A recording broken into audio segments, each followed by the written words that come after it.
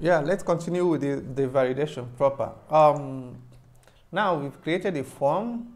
The next thing I'm going to do is that I'm going to create the validation.html. Okay, let me create it.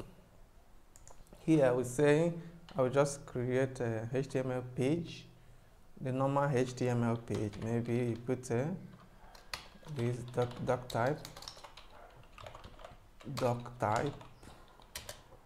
HTML.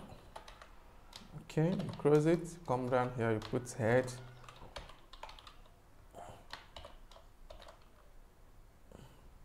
Head, you close it. Okay, just body, you put the body. Okay. Sorry, I didn't put HTML on top. Let's start with HTML. Okay, then come down and close HTML. Okay, very good. This is it. Then body, you close body as well. Body. All right. So having done this, think that is it. So this is normal, traditional, and all simple HTML page. So we save it as a validate. Validation or validate. Let me check what I put here. Validation.html. Okay. So we save it. Save as validation. Okay. Some 17. Okay, that's it. Validation.html. Validation.html. Good. Then you save it. That's great. So this is a normal page. Then inside this page, I'm going to put maybe a paragraph. Inside this body, I'm going to just put a paragraph that says a paragraph page. Yeah. You open paragraph and close it. Then inside it, this way you say the form was submitted successfully. Or successful registration. Okay, registration successful. Powerful. Then you save. Okay, this is validation.html. Okay, now let's flip back to the form. So the form here, there is something we forgot to put. We didn't put the button that we're going to click. So you have to put it quickly. You have to put the button.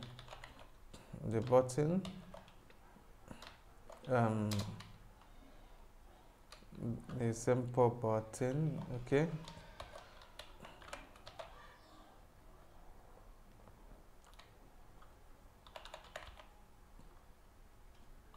Can you close it?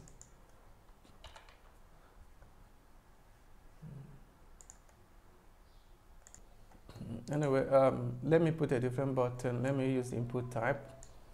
Say input.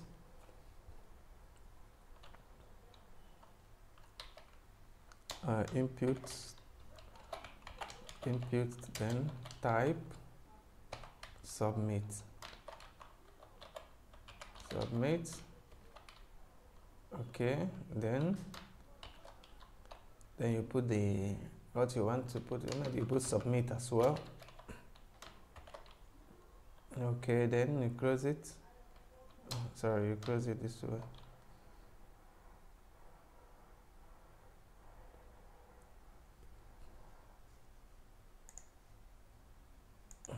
Okay, let me use button type. Okay, button type submit, then close the button here.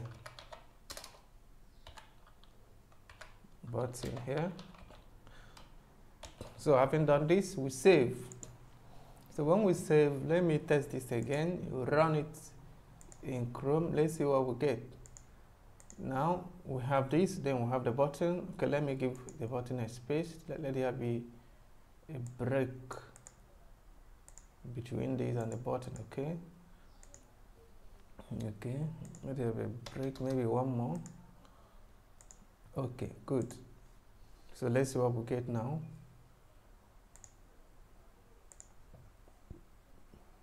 No break. Let's see what happened. Oh, sorry, I put the break after the button instead before. Okay, good. Yeah. Now we have this. So if you click on this now, do you see what happened? Once you click on it, it will lead it to that validation HTML that you created. Registration successful. You know why? Because nothing is stopping it. If you go back, just even though you didn't enter anything, if you just click, it will lead it to the successful page, success page, without you even entering anything. Okay, you know what? Because nothing is stopping it. So that is why there is need to, for us to have a validation. Okay, we have to create a validation code that will stop it from submitting and allow and make you enter something or make you do something that you're supposed to do before you submit it. Okay, good. In this particular validation, we're going to look at we're going to make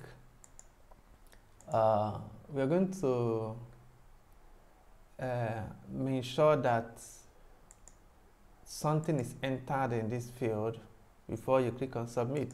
And that this name is compulsory, that you must enter the name, at least the name, okay, before you submit it. If you didn't enter the name, it will not get submitted. Okay, let's do that. Let's code that quickly. All right, I'm going to quickly go to script. This is script here. I'm going to actually do away with all these functions, these ones we've done before. Okay, we're going to start over. Yeah. So how are we going to start? It's simple. We are going to first of all get the ID of the. You first of all build the function. Please just say function. What's the name of that function that I created? Let me go and check it out. This is the function, the onSubmit function, validate input function. So you're going to create that function right here. Function validate underscore input function. Okay. Down here, and I open curly bracket. Okay. Then first thing you're going to do is that you're going to create a variable. Do I call it box? Yeah. Let me first of all check it out again. Variable for this name element. Okay, for this name element, or rather, this name field. The name is the ID is name. This okay. Let me. You can call it anything. Okay. Okay. Let me just use box for now. All right. Then variable box equals to document dot get element by ID. Okay, then you put the ID name, which is name there, name. Okay, then semicolon, you close it with semicolon. Then you come down, then you start with if. Remember what we want to do, that I want to make sure that something is entered in that box before it is submitted. Okay, then you say if box underscore value equals to null. That is empty. That is what we just said now, that if the box is empty, that's what this one means. Whenever you see this double quote like this, it is null or empty. Okay, then open a parenthesis again, square bracket. Then here now you put alert. We've been using alert. Okay, you put alert inside the alert. Now you say what you want to say. You must enter at least one character. You must enter at least one character in the name field. In the name field. Okay. So watch out what will happen if we when we save this and go back to HTML to run this, if we go back to HTML, then we'll run it in Chrome. Then we want to submit. Do you see what happened? This page says that you must enter at least one character in the name field. But watch out, if I click on OK, it will still get submitted. The reason is because, let's go back to this code. The reason is because this alert field alone can't stop it. The alert field, this alert function cannot stop it. The function of this alert is just to show you a message. And after the message, it has finished its work. So you have to stop it by yourself. How? Just come down here, put a return, return false, so that, just type in return, then you put false. Then you save. With this, then you have to go to your HTML page, come to this validate, then you put also, just type in return here. Okay. Then having done that, then let's try it again. You go to run to Chrome. Now let's try it again. Do you see? It didn't go there anymore. It will stay in this page. Okay, if you want to stop, if you click on this, you must enter at least one character in the name field. Okay, it will not move to success field because that return return false is stopping it. Are you getting me? Very good. So we have achieved this part of the validation. That is to say that the person must enter something in this field before the form gets submitted. You can do the same thing with this, okay, with this, okay, by just following the same process.